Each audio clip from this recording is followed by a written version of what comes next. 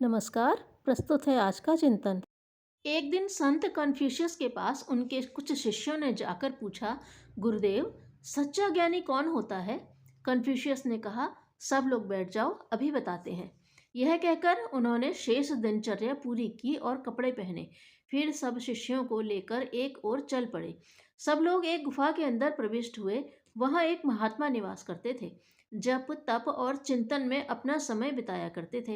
Confucius ने उनको प्रणाम किया और एक ओर बैठ गए। फिर शांत होकर पूछा, भगवान, हम लोग आपके पास ईश्वर का ज्ञान प्राप्त करने आए हैं। बताइए, वह कौन है, कहाँ है, क्या करता है, कहाँ रहता है? महात्मा बिगड़ उठे। तुम लोग यहाँ मेरी शांति भंग करने क्यों आ गए? भागो, मेरे भजन में विघ्न पड़ता है। कन्फ्यूशियस शिष्यों को लेकर बाहर निकल आए। उन्होंने कहा, एक ज्ञानी तो यह है जिन्होंने संसार से आंखें मूंद ली हैं।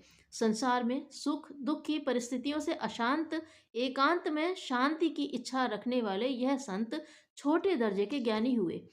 अब अब वे एक गांव में पहुंचे, जहां एक तेली कोल्हू चला रहा था।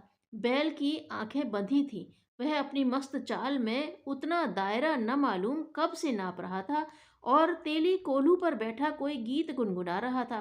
कन्फ्यूशस ने कहा, भाई, मैंने सुना है तुम ब्रह्मज्ञानी हो, हमें भी थोड़ा ब्रह्म का उपदेश दीजिए। तेली ने हंसकर उत्तर दिया, भाई, यह बैल ही मेरा ब्रह्म है, मेरा परमात्मा है। इसकी सेवा मैं करता हूँ, यह मेरी सेवा करता है। बस हम दोनों सुखी हैं, सुख ही ब्रह्म है। गुरुदेव बाहर निकले और शिष्यों को संबोधित कर कहा, मध्यम ज्ञानी प्रबुद्ध गृहस्थ के रूप में यह तेली है, जिसके मन में ज्ञान प्राप्ति की आकांक्षा है। यह धीरे धीरे अपने लक्ष्य की ओर बढ़ रहा है। अब वे फिर आगे बढ़े। उन्होंने कहा, संसार की खुली परिस्थितियों का अध्ययन करने से स्थिति का उतना अच्छा ज्ञान हो सकता है जितना पुस्तकों के पढ़ने अथवा महात्माओं के प्रवचन से नहीं हो सकता। पुस्तक तो एक व्यक्ति का दृष्टिकोण होती है, प्रवचन एक व्यक्ति की ज्ञान साधना का निष्कर्ष। इसलिए संसार को देखो और यह पता लगाओ कि स्पष्ट स्थिति कहाँ है और भ्रम कहाँ है। जो साफ हो, निर्विकार और सही हो, उसे तुम्हारी बुद्धि आप स्वीकार करेगी।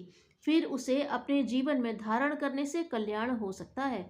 इस तरह बातचीत करते हुए वे एक बुढ़िया के दरवाजे पर रुके।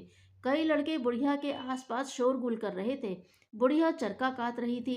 बीच बीच में किसी बच्चे के मांगने पर पानी पिला देती, कभी किसी नटखट बालक को डांट भी देती, कभी किसी को हंसकर समझाती। फिर बच्चे खेलने लगते तो वह भी अपना चरखा काटने में मग्न हो जाती।